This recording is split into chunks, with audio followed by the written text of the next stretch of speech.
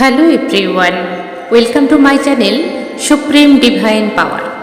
I am Supreme Energy Sujata Odhikari, teacher of Energy Science and Spiritual Trainer. কেমন আছেন সবাই? ভালো আছেন তো? ভালো থাকুন, ভালো থাকার চেষ্টা করুন। আমি খুব ভালো আছি, দারুণ আছি। আমার সমস্ত সাবস্ক্রাইব বন্ধুদের অনেক অনেক অভিনন্দন জানাই আমার চ্যানেলটি সাবস্ক্রাইব করার জন্য।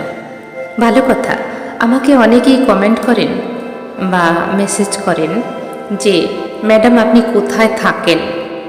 আমি কোথায় থাকি, আমি প্রথমত ওয়েস্ট বেঙ্গল বলেই দিই, কারণ ওয়েস্ট বেঙ্গলের বাইরে থেকেও অনেকে কল করেন আমাকে। ওয়েস্ট বেঙ্গল, যেটা আমি হাওড়ায় থাকি। হাওড়া হলো কলকাতার পাশেই, হাওড়ায় থাকি। আমার সেন্টার কিন্তু এখন বন্ধ আছে। আমি অনলাইনের মাধ্যমে সমস্ত কিছু শেখাই। করোনার পর থেকে আমি সেন্টার বন্ধ করে দিয়েছি, এখন সমস্ত কিছুই অনলাইনে শেখানো হয়। তাহলে আমি কোথায় থাকি, অনেকের মনেই এই কোশ্চেন, বা অনেকেই আমাকে ভালোবাসেন তাই আমার খোঁজ নেন, তাদেরকে অসংখ্য অসংখ্য ধন্যবাদ। আজকের আলোচনা আনবো, যেটা আজকের আলোচনার থাকছে দেবী দুর্গার বোধন কি। এই বোধন সম্বন্ধে আমরা কতটা জানি? আমাদের সব কিছু জানার অধিকার আছে। আমরা আগে সব কিছু থেকে যেন বঞ্চিত থাকতাম। যখন আমরা ছোট ছিলাম, না ছিল ইন্টারনেটের ব্যবস্থা, না ছিল ফোন কল, আমরা কিছুই জানতে পারতাম না। শুধু কিছু কথা ব্রাহ্মণ পণ্ডিতদের মুখে শুনতাম, বড়দের মুখে শুনতাম, আর কিছু দেখতাম দাঁড়িয়ে দাঁড়িয়ে, সেরকমভাবে কিছু মানে বুঝতাম না। কিন্তু একটা কথা বলি, এখন সবার সব কিছু জানার অধিকার আছে। আমাদের সবার মধ্যে ঈশ্বর বিরাজমান। আমরা সবটুকু জানতে পারি যদি চেষ্টা করি। যারা জানতে চান তাদের জানার ইচ্ছেটা প্রবল থাকে। অনেক কিছুই আমাদের জানতে হয়। যেমন দুর্গাপূজায় এই 5 দিন কেন পূজা করা হয়, দেবী ষষ্ঠীর পূজা বোধন নামে কেন পরিচিত, কুমারী পুজো কেন হয়, সন্ধি পূজা কেন হয়, এগুলো জানতে ইচ্ছে করে না? এগুলো ভীষণ জানতে ইচ্ছা করে, তাই না? সেরকম আজকের আলোচনা দুর্গা দেবীর ষষ্ঠী বা বোধন।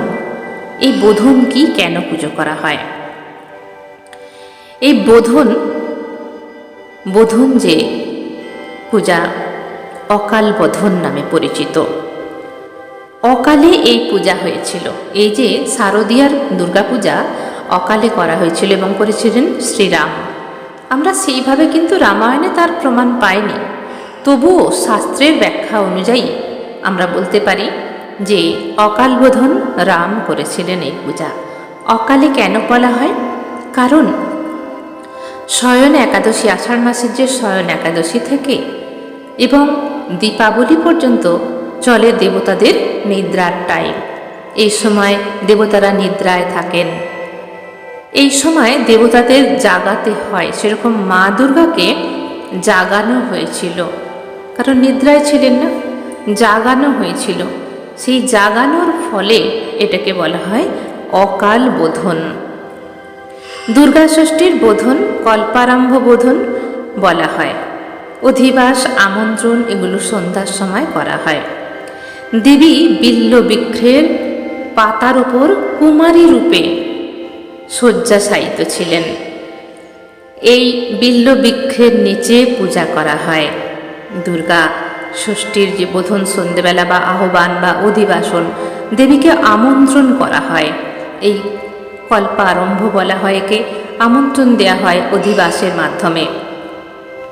শরৎকালের রাত্রিকালীন পুজো, সন্ধ্যাবেলায় এই পূজা হয়, অকাল বোধন পূজা।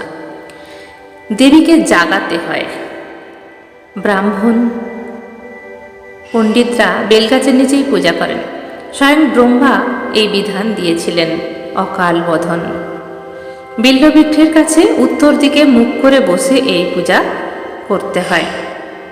দেবী ষষ্ঠীর এই বোধন যে পূজা, বোধন, মায়ের বোধন, অধিবাসন বা আমন্ত্রণ জানানো হয় মণ্ডপে বা মন্দিরে আসার জন্য, তাকে পূজা করার জন্য। কারণ তার পরের দিনেই দেবী কিন্তু যে নবপত্রিকা কলা গাছ থাকে বিল্লবৃক্ষের ডাল দিয়ে এবং নরকমের যে গাছ হয়, অপরাজিতা, জয়ন্তী, সমস্ত ধান, হলুদ, মান, কচু, এরকম অনেক রকম গাছ দিয়ে পাটের দড়ি দিয়ে বেঁধে কলাবউ রূপে তার মধ্যে রেখে পূজা করা হয়। সেটা হয় সপ্তমীর দিনে, কিন্তু ষষ্ঠীর দিনে মা দুর্গা বেল গাছের নিচে পুজো করা হয় এবং বিল্বপত্রে শয়ন থাকে মা দুর্গা। একটি ডালকে চিহ্নিত করে সেই ডালটিকে কেটে নেওয়া হয় এবং যাতে থাকবে জোড়া বেল, মানে এক জোড়া বেল, যেটা দেবীর বক্ষ যুগলকে বোঝায়।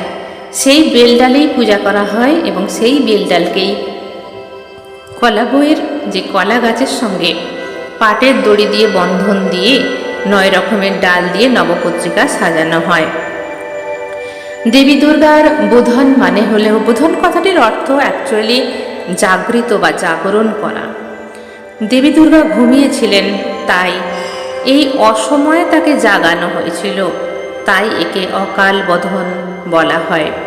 রামচন্দ্র এই পূজা করেছিলেন এবং ব্রহ্মা এই বিধান দিয়েছিলেন।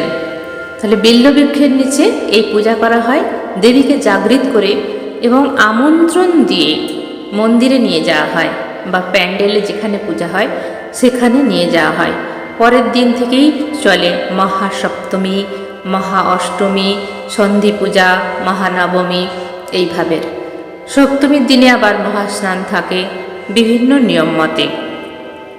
তাহলে দেবীর বোধন আমরা অনেকেই কিন্তু জানি না। দেবীর বোধন প্রথমে না করলে সপ্তমীর দিনের পুজো প্রায় অসমাপ্তই রয়ে যায়। সেজন্যে আমন্ত্রণ করতে হয় দেবী দুর্গাকে বিল্ল গাছের নিচে, এবং বিল্ল যুগল যে জোড়া বেল একটা গাছের ডালের মধ্যে রাখতে হয়, সেই ডালটাকে কেটে নিয়ে সেই ডালের পূজা করতে হয়। তো আজকের যে আলোচনা, ছোট্ট আলোচনা ছিল, সেটা হলো দেবী দুর্গা দেবীর ষষ্ঠী বা বোধন, কল্পারম্ভ বোধন বা অধিবাস ক্রিয়া, এই সম্বন্ধে আলোচনা ছিল, বা অকাল বোধন নামে পরিচিত। অকালে পূজা করা হয়েছিল এবং অকালে দেবীকে জাগৃত করা হয়েছিল বলেই একে বোধন করা হয়। তাহলে আজকের ভিডিও এখানেই শেষ করলাম। সবাই ভালো থাকবেন, আনন্দে থাকবেন, দারুণ থাকবেন এবং দুর্গাপূজায় সবাই মহা উৎসবে মেতে থাকুন। মা দুর্গার পূজা হলো মহা উৎসব। এই মহা উৎসবে আমরা মার কাছে প্রার্থনা করব, সবাই সুস্থ থাকুন, ভালো থাকুন, আনন্দে থাকুন। ধন্যবাদ।